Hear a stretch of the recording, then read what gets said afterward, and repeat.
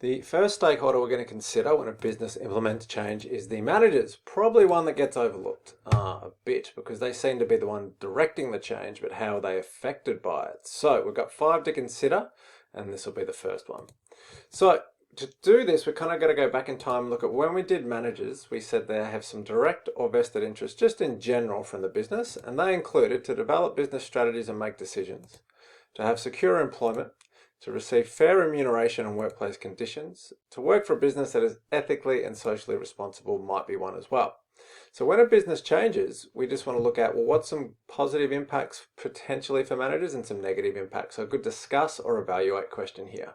So we could say managers can be financially or non-financially rewarded if they successfully lead the business through change. That's a positive.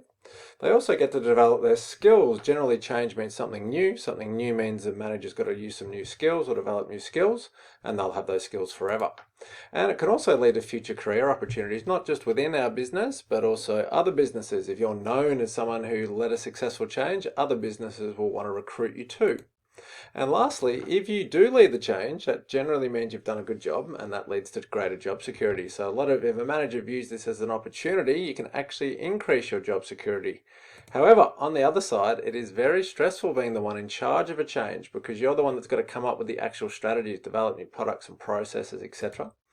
Also, maybe a lot of changes in business actually result in managers getting fired, like they remove a whole level of management. So a change might actually involve a manager losing their job.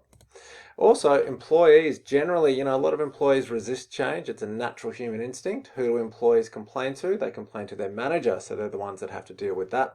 And lastly, the manager might even need to change their management style. So that's not a thing that people naturally like to do. They're sort of, you are how you are and you don't want to change. Let's have a look at an example. So the two examples we've been following through are Tim Cook at Apple changing the way the Apple Watch is being marketed from a smartphone on your wrist to a health device, and Mary Barra at General Motors, who's basically said we're going all electric cars by 2035. So that's the two managers, Tim Cook and Mary Barra. What are potential positives of this change for them?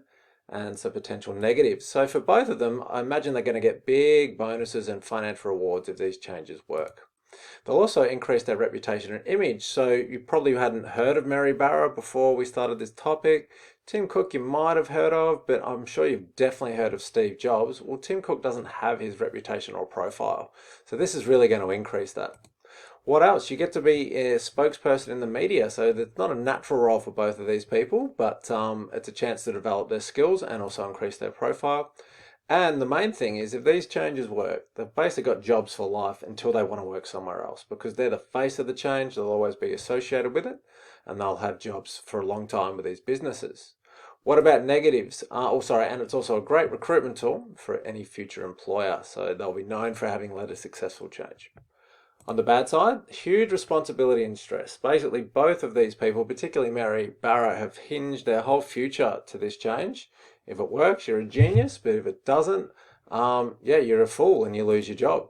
So that's the potential to be fired is probably the biggest negative. Also, imagine, particularly for the General Motors, a lot of those factory workers that make petrol cars are going to think they're going to lose their jobs because of this. There's going to be a lot of resistance. She's the one that's going to have to deal with that. And lastly, they're both not natural media performers. Mary Barra is probably better than Tim Cook, but these changes have meant they've had to front the media a lot. And that's not a skill that both of them are terribly great at compared to like Steve Jobs anyway. And that's a negative as well. Sometimes as a manager, you have to do things you don't want to do in order to implement a change.